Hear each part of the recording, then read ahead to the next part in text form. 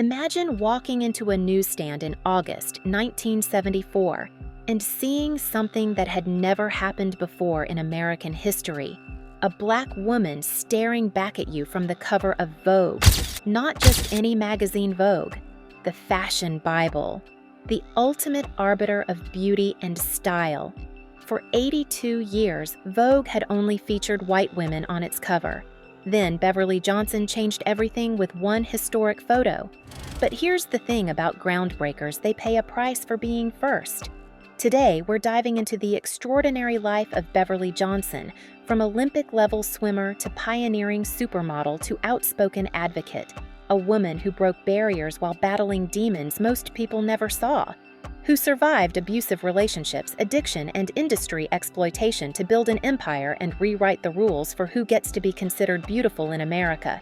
So grab whatever you're drinking, because this story's got it all: historic firsts, Hollywood romances, raw confessions, and one woman who refused to let an industry that initially didn't even want her to define her worth. The road to that groundbreaking Vogue cover was longer and bumpier than you'd expect. Buffalo, New York, 1952.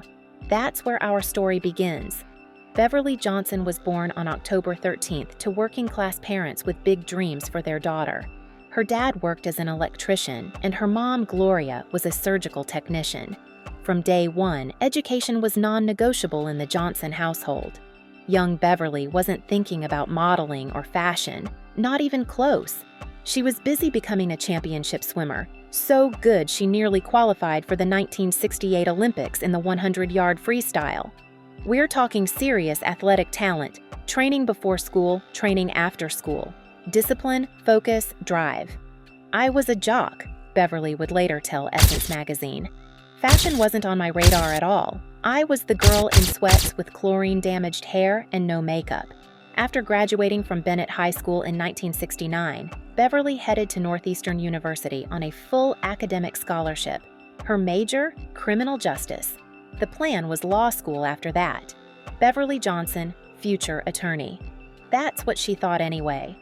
Then came the summer of 1971. Beverly needed some extra cash, and a friend suggested modeling might be easy money. She figured, why not just a summer gig, right? With zero experience and zero connections, 19-year-old Beverly walked into modeling agencies on Madison Avenue. The first responses? Rejection. Not just any rejection, the kind that cuts deep. One agent straight up told her, "We already have one Black girl. We don't need another one." Like there was some quota on Black beauty that had already been filled. But Beverly kept going, agency after agency. Finally, she got noticed by an agent at Ford Models. Within weeks, she landed a shoot for Glamour magazine. That one shoot turned into multiple covers. The swimmer with no fashion sense suddenly found herself in demand. Black models like Iman, Pat Cleveland, and Naomi Campbell would later credit Beverly's Vogue cover as the moment that made their careers possible. A young Tyra Banks had that cover pinned to her wall as a teenager. That's the power of representation. One image saying to countless girls, "You belong here too." And Beverly wasn't done making history. In 1975, she became the first Black woman on the cover of French Elle magazine. Another barrier smashed. Another door opened for those who would follow. The floodgates opened. Designers who had resisted using Black models suddenly wanted Beverly Johnson on their runways. Yves Saint Laurent, Valentino, Halston, Calvin Klein, all the big names. She was everywhere. Magazines, billboards, TV commercials. Through the mid and late 1970s, Beverly appeared on more than 500 magazine covers. 500. Just let that sink in. But the spotlight comes with shadows. As Beverly's career exploded, her personal life got complicated. In 1971, she had married Billy Potter, but the marriage collapsed under the weight of her skyrocketing career. They divorced in 1974, the same year as her historic Vogue cover. Then came the Studio 54 era, the epicenter of New York nightlife in the late 70s. Picture it: celebrities, designers, models, artists, all mingling in a haze of disco music, champagne, and cocaine. Lots of cocaine. The fashion industry ran on it. Cocaine was everywhere, Beverly recalled in her memoir. It was just part of the scene. Models used it to stay thin, to stay awake through long shoots, to manage the pressure. What started as recreational use for Beverly quickly spiraled. The pressure to stay thin in an industry obsessed with measurements pushed her toward eating disorders. She's spoken openly about battling both anorexia and bulimia during these years.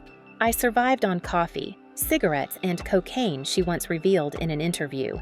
"I'd go days barely eating anything." It was a form of slow suicide, but it was normalized in the industry. In 1977, Beverly married music producer Danny Sims. The following year, they welcomed daughter Anansa Sims. But motherhood didn't automatically fix Beverly's struggles with addiction. If anything, it added to her stress, trying to balance a demanding career, substance abuse issues, and now a child. The marriage to Sims ended in 1979, leaving Beverly a single mother juggling worldwide modeling assignments and a growing addiction problem. The facade of glamour was cracking. But here's the thing about Beverly Johnson: resilience is her superpower. By the early 1980s, she knew something had to change. The breaking point came when she couldn't remember parts of a vacation with her daughter. Those blank spaces in her memory terrified her. "Looking at my beautiful little girl and realizing I wasn't fully present for her, that woke me up," she later said.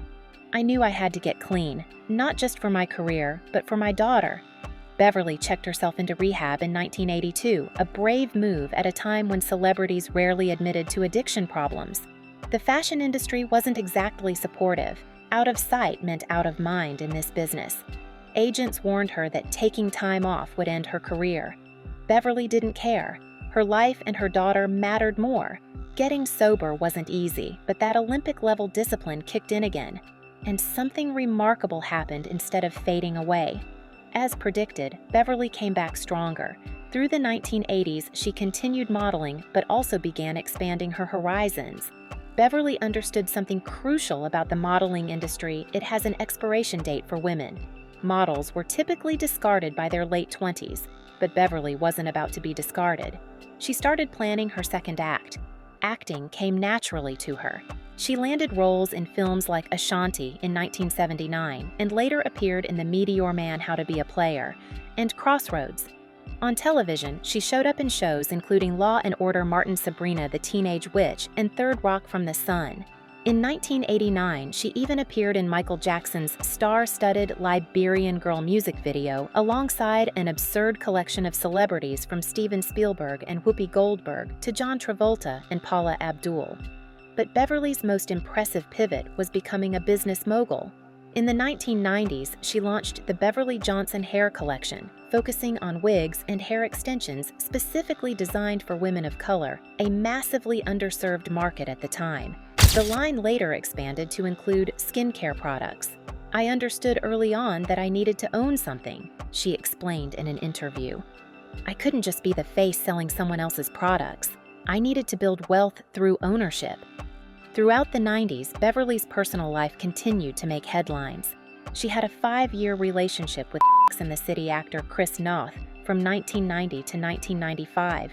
Years later, she would reveal that the relationship had been abusive, adding her voice to others who accused Noth of misconduct. The courage it took to speak about that relationship can't be understated. Beverly was opening herself up to scrutiny, to disbelief, to the inevitable backlash that comes when you accuse a powerful man of wrongdoing. But that's always been Beverly's way: truth over comfort, authenticity over convenience. During this period, she also continued building her empire while raising her daughter Anansa as a single mother. Anansa would later follow in her mother's footsteps, becoming a plus-size model and showing that beauty standards were continuing to evolve beyond what even Beverly had pioneered.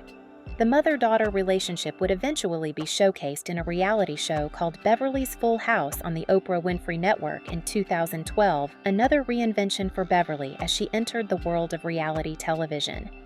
Beverly's willingness to speak uncomfortable truths would become one of her defining characteristics. In 2014, she made headlines again when she came forward with allegations against Bill Cosby, stating that he had drugged her in the 1980s during a meeting at his home to discuss a potential role on The Cosby Show. "I couldn't stay silent," she explained about her decision to come forward. Not when so many other women were finally speaking their truth. Cosby filed a defamation lawsuit against her, which he later dropped in 2016. Speaking out cost Beverly she faced backlash, skepticism, and even threats. But the woman who broke Vogue's color barrier wasn't about to back down now. In 2015, Beverly published her memoir, The Face That Changed It All, offering an unflinching look at her triumphs and struggles. The book detailed her historic achievements, but also her battles with addiction, abusive relationships, and the dark side of the fashion industry. No glossy airbrushing here, just raw honesty. "It's not enough to put black faces on magazine covers," she said. "We need black voices in the rooms where decisions are made." That same year, at age 67, Beverly announced her engagement to financier Brian Mailian. The couple has been together since, showing it's never too late for love, though they keep the details of their relationship relatively private, typical of Beverly's approach to her personal life in recent years. Now in her 70s, Beverly Johnson hasn't slowed down. In 2022, she received the Women's Entrepreneurship Day organization's Model Pioneer Award at the United Nations, recognizing her contributions to both fashion and entrepreneurship. In 2024, she debuted an off-Broadway one-woman show called Beverly Johnson in Vogue, reflecting on her life and career. Imagine that, from swimmer to supermodel to stage performer. The reinventions just keep coming. Today, Beverly Johnson's legacy stands as one of the most important in fashion history. That 1974 Vogue cover did more than make her famous. It fundamentally changed American standards of beauty. It forced an industry built on exclusion to begin the long, ongoing process of inclusion. The ripple effects of that cover can't be overstated. Before Beverly, major designers rarely used black models.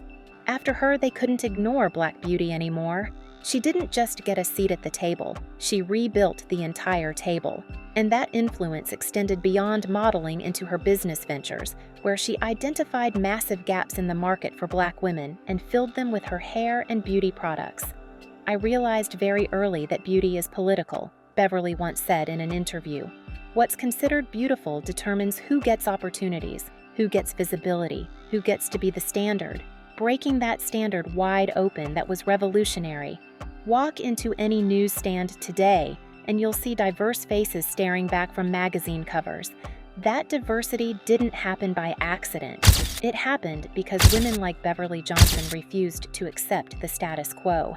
She didn't just open doors, she rebuilt the entire house." When reflecting on her career, Beverly once said, "I'm most proud that my face helped change the beauty ideal, that my presence helped make room for others. That's worth more than all the magazine covers in the world."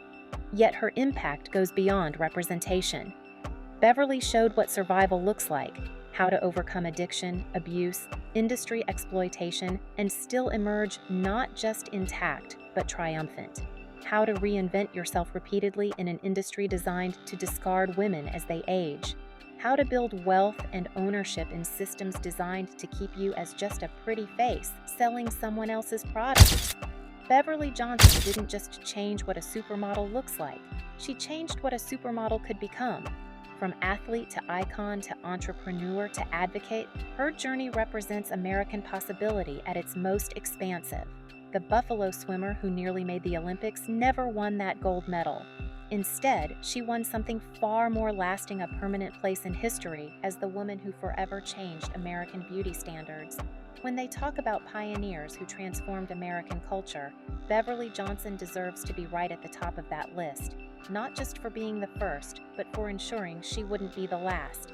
So drop a comment telling me which supermodel you want to see featured next. And don't forget to like and subscribe for more stories about the icons who changed the game.